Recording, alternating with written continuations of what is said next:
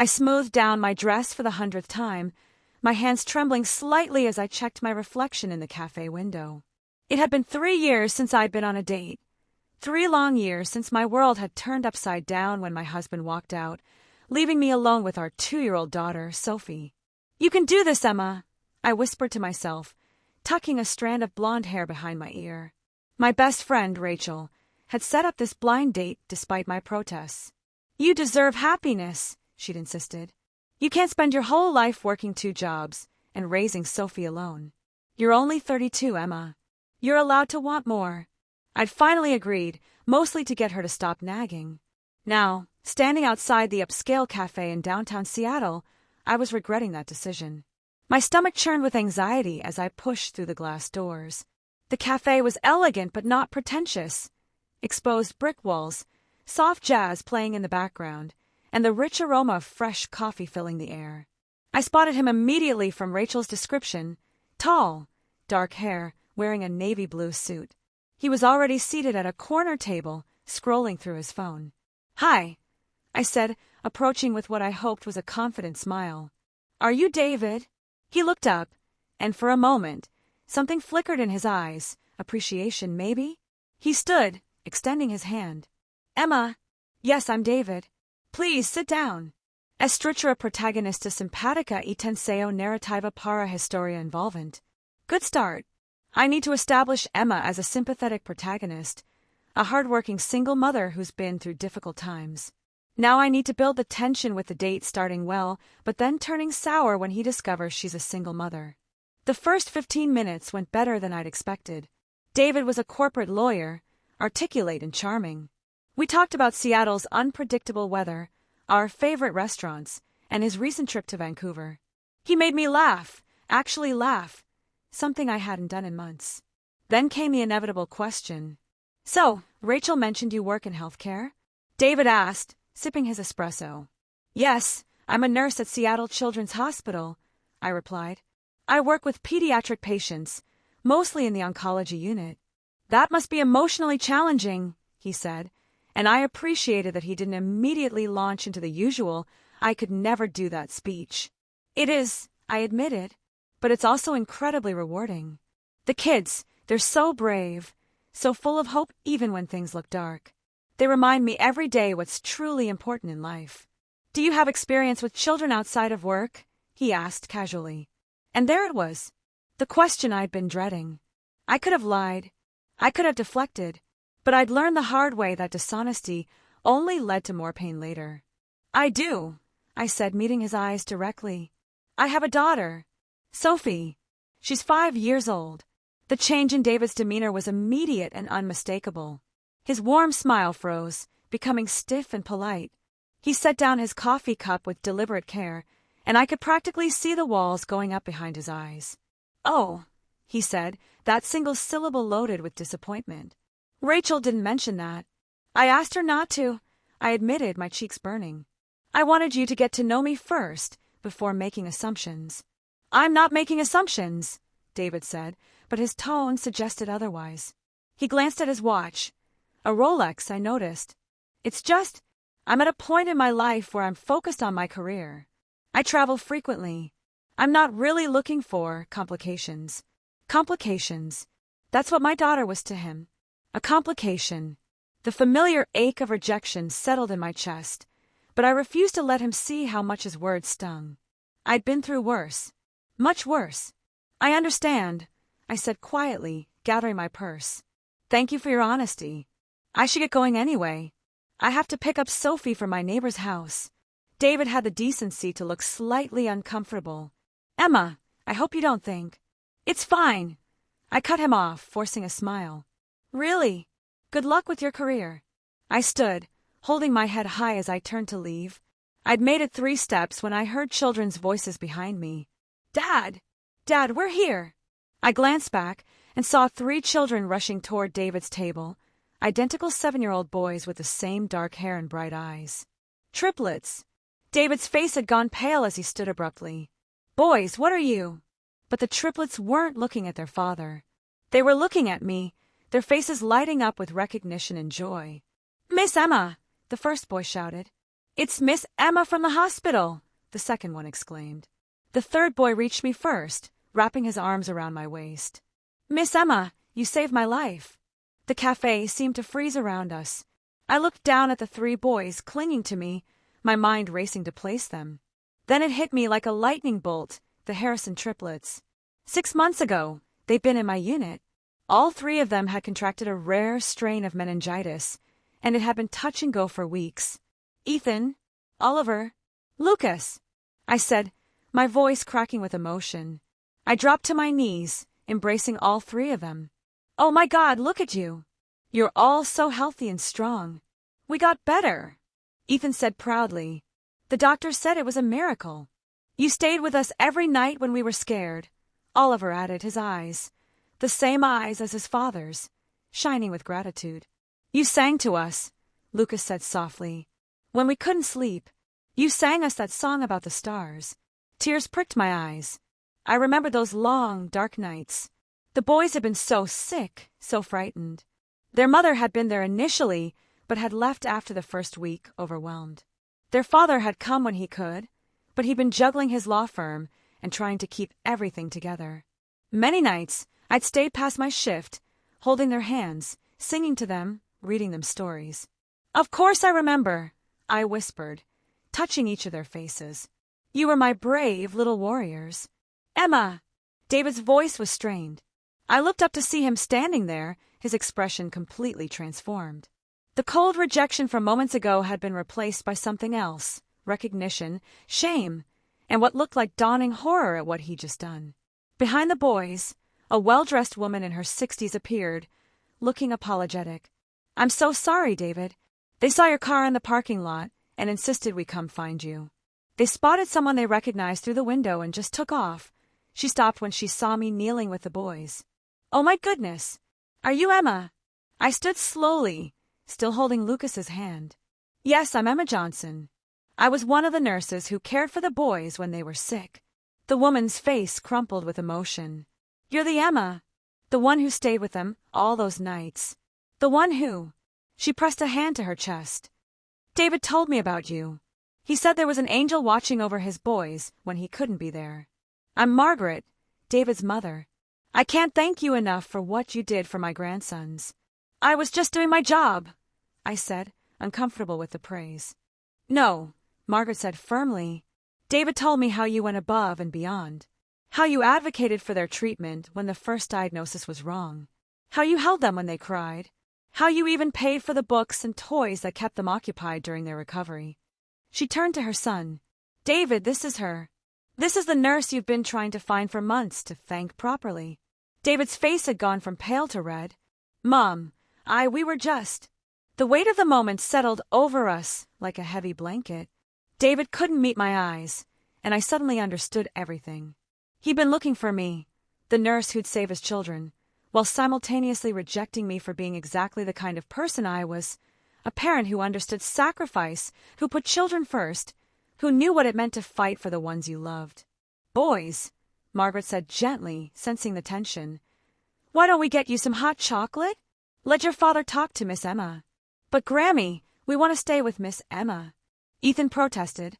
"We'll only be right over there," she assured them, pointing to a nearby table. "You can wave to her." Reluctantly, the triplets allowed their grandmother to usher them away, but not before each one hugged me again. As they left, Lucas turned back and said loudly, "Dad, you should marry Miss Emma. She's the best." The silence that followed was deafening. David finally looked at me, and I saw genuine anguish in his eyes. "Emma, I don't even know where to begin. What I said to you 5 minutes ago. You called my daughter a complication," I said quietly, not letting him off the hook. He flinched. "I did, and I was wrong. So incredibly, monumentally wrong." He ran a hand through his hair, a gesture of pure frustration with himself. "Please sit down. Let me explain. You don't owe me anything, but please just let me try to explain." Against my better judgment, or maybe because some part of me needed to hear this, I sat back down. David took his seat across from me, and I could see his hands shaking slightly as he clasped them on the table. "6 months ago," he began, his voice rough with emotion, "I almost lost everything that mattered to me. My boys were dying, and I was helpless. I'm a lawyer. I argue cases, I win impossible situations, I make things happen. But I couldn't fix this. I couldn't save my own children. He paused, struggling with the memory. Their mother, Vanessa, she left when they were 4. She said she couldn't handle the chaos of triplets, that she'd made a mistake. The divorce was ugly, and she signed away her parental rights without a fight. It's been just me and the boys for 3 years. My parents help, especially my mother, but ultimately, everything falls on me. I listened, beginning to understand the full picture. When the boys got sick, I was at the hospital as much as I could be, but I had cases I couldn't abandon, people depending on me, partners scrutinizing my every move. I felt like I was being torn apart. And then there was you. Page 5. David's eyes met mine, and I saw tears gathering there. You were there every time I came to the hospital. You knew their favorite stories. You knew that Ethan needed his stuffed elephant position just right, that Oliver liked to hold someone's hand while falling asleep, and that Lucas needed absolute darkness to rest. You knew them better than I did in those weeks, and it killed me. But it also saved me, because I knew, even when I couldn't be there, that someone was loving them the way they deserved to be loved. He wiped at his eyes roughly, embarrassed by his emotion. I asked about you at the hospital. They said you were a single mother yourself, working double shifts to support your daughter, but you still stayed late with my boys. I wanted to find you after they recovered, to thank you properly. My mother has been searching for you.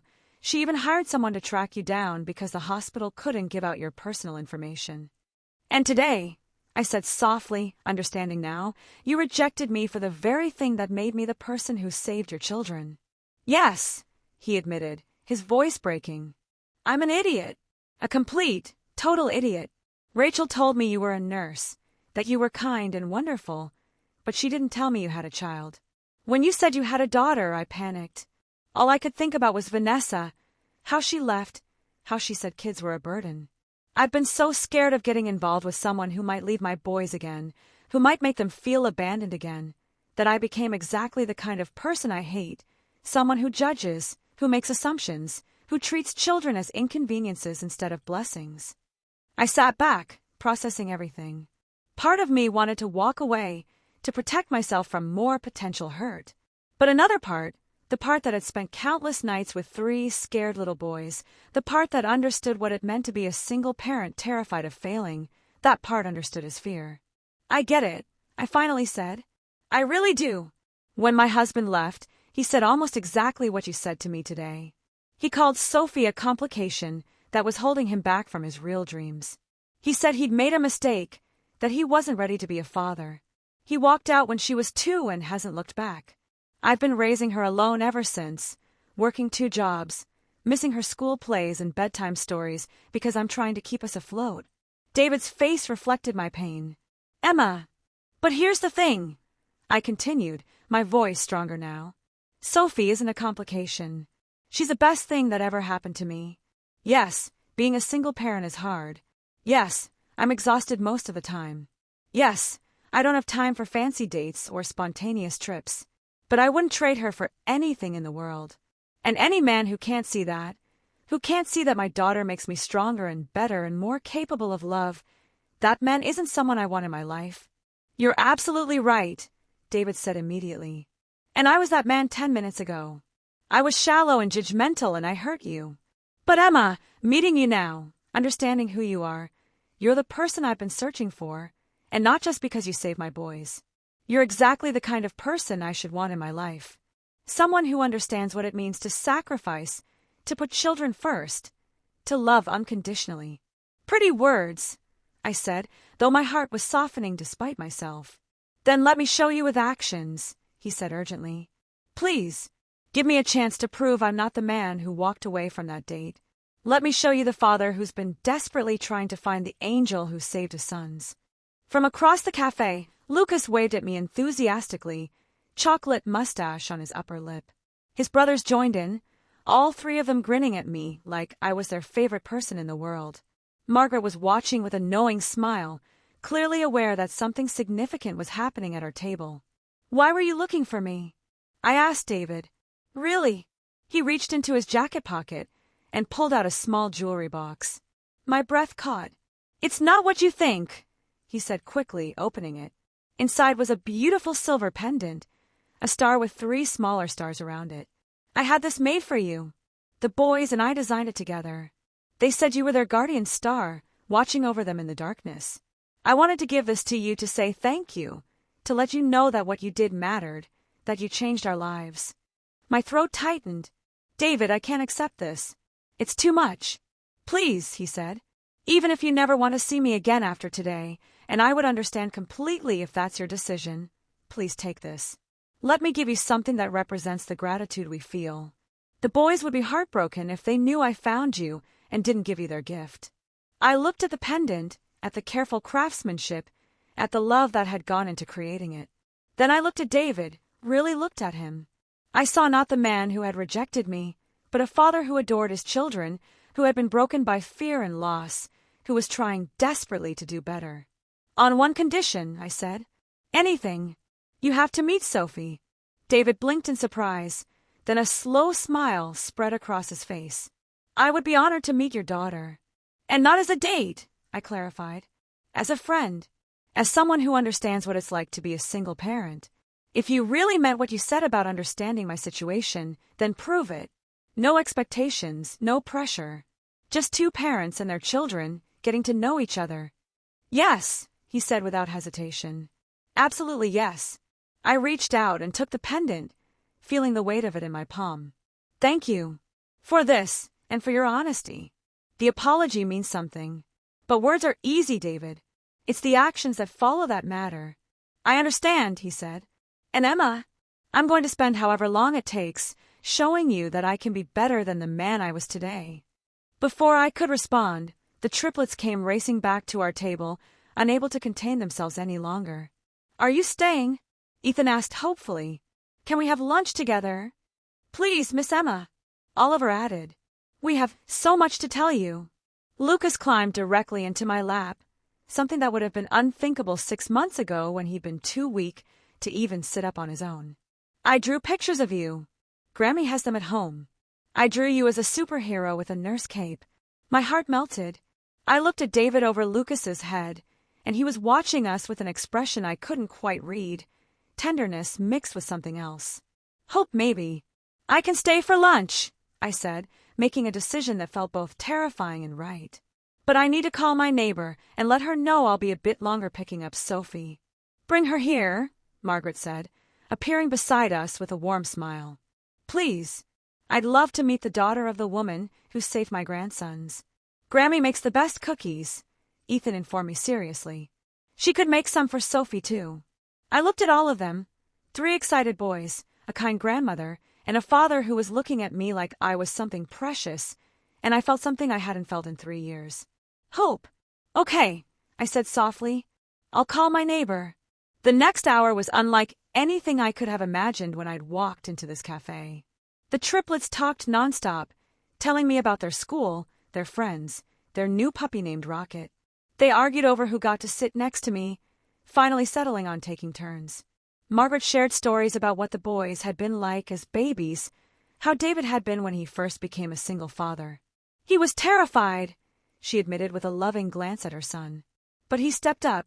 He learned to braid hair, even though the boys have short hair now, because he wanted to be ready for anything. He learned to cook more than just scrambled eggs. He rearranged his entire life around these 3. David looked embarrassed but pleased by his mother's praise. I did what any parent would do. "Not any parent," I said quietly, thinking of my ex-husband. "Some people run when things get hard. The fact that you stayed, that you fought for them, that matters." Our eyes met across the table, and something passed between us. Understanding, recognition, the beginning of something that felt bigger than either of us had anticipated. Orchestrated pivotal family reunion to test protagonist acceptance. I need to bring Sophie into the scene now and show the meeting between the families. This will be a key emotional moment that demonstrates whether David can truly accept Emma's full life, including her daughter. When Sophie arrived with Mrs. Chun, my neighbor, she was shy at first, hiding behind my legs. But the triplets had a magical effect on children.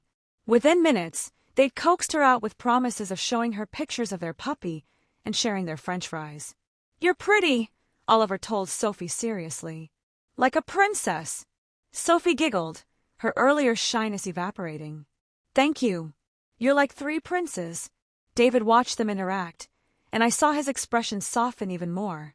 He knelt down to Sophie's level. Hi, Sophie. I'm David, and these are my boys, Ethan, Oliver, and Lucas. Your mom is a very special person. She took care of my sons when they were sick. My mommy is the best nurse in the whole world, Sophie said proudly. I believe you, David said with genuine warmth. The whole world. We ended up staying for 3 hours. The children played, laughed, and bonded as if they'd known each other forever. Margaret entertained them with stories while David and I talked, really talked. He told me about his fears, his struggles, his hopes for his boy's future. I shared my own journey, the loneliness of single parenthood, the constant worry that I wasn't enough. You're more than enough, David said firmly. Look at Sophie. She's confident, happy, well-adjusted. That's because of you. Because you love her enough to work yourself to exhaustion, to sacrifice everything for her well-being. That's not being not enough. That's being extraordinary. As the afternoon sun began to set, painting the cafe in golden light, I realized something had shifted. This wasn't just about a bad date that turned around. This was about 2 broken people finding something unexpected in each other, understanding, respect, and the possibility of something more. Can we see Miss Emma again? Lucas asked as we prepared to leave. And Sophie, Ethan added. Please, Dad. Oliver finished. David looked at me, and I saw the question in his eyes. Not just about another meeting, but about whether I was willing to take this risk, to open my heart to the possibility that not all men were like my ex-husband, that some people stayed. How about the park this Saturday? I suggested. There's a great playground near my apartment. Sophie loves it there. Yes, all 3 boys shouted in unison. Sophie tugged on my sleeve. Mommy, can they really come? Can I show them my favorite swings? Yes, baby, I said, smoothing her hair. They can really come. As David helped his boys into their coats, Margaret pulled me aside. I knew it would be you, she said mysteriously. What do you mean? When David told me about the nurse who'd saved the boys, who'd given them so much love and care, I told him he needed to find you. Not just to say thank you, but because I knew. A woman who could love someone else's children like that, that's the kind of woman who could love my son and help heal his broken heart. Margaret, I don't think. I'm not saying you have to fall in love with him, she interrupted gently. I'm just saying, don't close that door because he made a mistake. He's a good man, Emma. He's scared and flawed, just like all of us. But he has a good heart. Give him a chance to show you. I watched David crouch down to zip up Lucas's jacket, his movements gentle and practiced. The way he smiled at something Ethan said, the way he ruffled Oliver's hair, this was a man who loved his children fiercely, who had stayed when staying was hard. I'll try, I told Margaret. I can't promise more than that. That's all any of us can do, she said, squeezing my hand. When we finally said our goodbyes, the triplets insisted on group hugs with both Sophie and me. David walked us to my car, his hands in his pockets, looking nervous. Thank you, he said, for staying, for giving me a second chance, for being so gracious when you had every right to walk away. Thank you for apologizing, I replied, and for being honest about your fears. That took courage.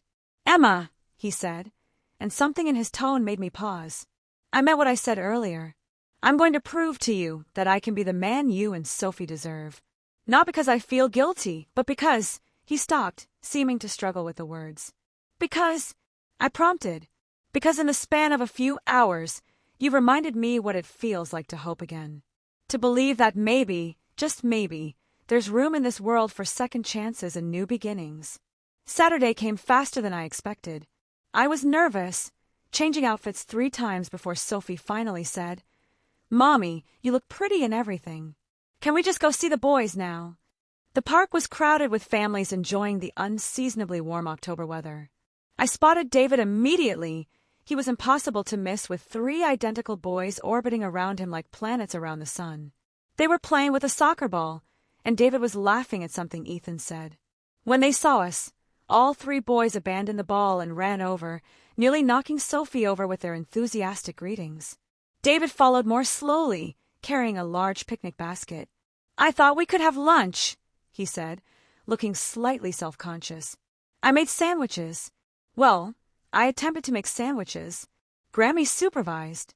Over the next few hours, we fell into an easy rhythm. The children played on the swings, the slide, the climbing structure. David and I sat on a blanket nearby, watching them, talking about everything and nothing. He asked about my work, about Sophie's kindergarten experience, about my dreams for the future. What do you do for yourself? He asked at one point. Between working and being Sophie's mom, when do you get time for Emma? I laughed, but it came out bitter. I don't. There's no time. That needs to change, he said seriously. You can't pour from an empty cup, Emma. You're allowed to have dreams and desires beyond being a nurse and a mother, says the man who works 80 hours a week at a law firm. I teased. He had the grace to look sheepish. Fair point. I'm terrible at taking my own advice. But maybe, he paused, seeming to gather courage. Maybe we could help each other with that. Take turns watching the kids, so the other can have time for themselves. No strings attached, just two single parents helping each other out. It was such a simple offer, but it meant everything. I'd like that, I said softly. As the afternoon wore on, I watched David with his sons and with Sophie.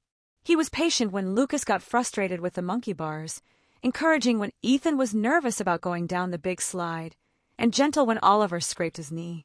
And with Sophie, he was wonderful, treating her with the same care and attention he gave his own children, never making her feel like an outsider. Your daddy is really nice, Sophie whispered to me at one point, watching David push all 4 children on the merry-go-round. He's not your daddy, sweetie, I corrected gently. He's Ethan, Oliver, and Lucas's daddy. He's just a new friend. But he could be, Sophie said with the simple logic of a 5-year-old. If you wanted him to be. The word stayed with me long after we'd said goodbye, after I'd tucked Sophie into bed and stood in her doorway watching her sleep. Could he be? Could this unexpected connection turn into something real, something lasting? My phone buzzed with a text from David. The boys haven't stopped talking about today. Lucas wants to know if Sophie can come to his birthday party next month. No pressure, I know it soon. But I wanted you to know that you're already part of their world, whether we planned it or not. I stared at the message for a long time before responding. We'd love to come. And David, thank you for today. For showing up. For being patient with my fears. For seeing Sophie as a blessing instead of a complication. His response came immediately. Thank you for saving my sons. And for giving me the chance to know the incredible woman who did it. Sweet dreams, Emma. Over the next few weeks, our families began to intertwine in ways I'd never imagined. David and I took turns watching the kids, giving each other precious hours to breathe. He came to Sophie's ballet recital. I went to the Triplets school play. We had dinners together, sometimes at my small apartment, sometimes at his house, always loud and chaotic and perfect. One evening, 6 weeks after that first disastrous date, we sat on my couch after putting all 4 children to bed. David had read stories while I'd made sure everyone brushed their teeth, and the easy domesticity of it had felt right in a way I couldn't explain. I was wrong, David said suddenly. About what? That day at the cafe. I said I wasn't looking for complications. But Emma, you and Sophie, you're not complications. You're the solution to a problem I didn't know I had. I turned to look at him. What problem? I was so busy being scared of getting hurt again, of my boys getting hurt again, that I'd stopped believing in the possibility of love. I convinced myself that our family was complete, that we didn't need anyone else. But then you came into our lives, and suddenly I realized we weren't complete. We were just existing, getting by. You taught us how to live again, how to hope again. David, I whispered, my heart pounding. I'm not asking for anything you're not ready to give, he said quickly. I just needed you to know. I'm falling in love with you, Emma Johnson. With your strength and your kindness, and the way you love Sophie with your whole heart. With the way you sing to scared children in hospital rooms and work yourself to exhaustion to give your daughter a good life. I'm falling in love with all of it, and I wanted you to know. Tears spilled down my cheeks. I'm scared, I admitted. I know. So am I. But here's what I've learned. The scary things are usually the things most worth doing. I thought about my journey, about walking out of that hospital the day Sophie was born, alone and terrified. About the nights I'd cried myself to sleep wondering if I was enough. About the years of struggle and sacrifice and sheer determination to give my daughter a good life. And I thought about that day in the cafe, how a disastrous date had turned into 3 little boys recognizing me, how rejection had transformed into possibility, how my worst fear had become my greatest hope. "I'm falling in love with you too," I said, the words coming easier than I'd expected. "With your courage and your vulnerability, and the way you love those boys. With the way you see Sophie as a blessing. With the man you are when you're not letting fear make your decisions." David reached for my hand, lacing his fingers through mine. "So what do we do now?" I smiled through my tears. "Now! We take it one day at a time. We keep showing up for each other and for our children. We build something new together, not a replacement for what we lost, but something entirely our own." "I can do that," he said, and kissed me softly. From Sophie's room, I heard a small voice call out, "Mommy." I pulled back, laughing.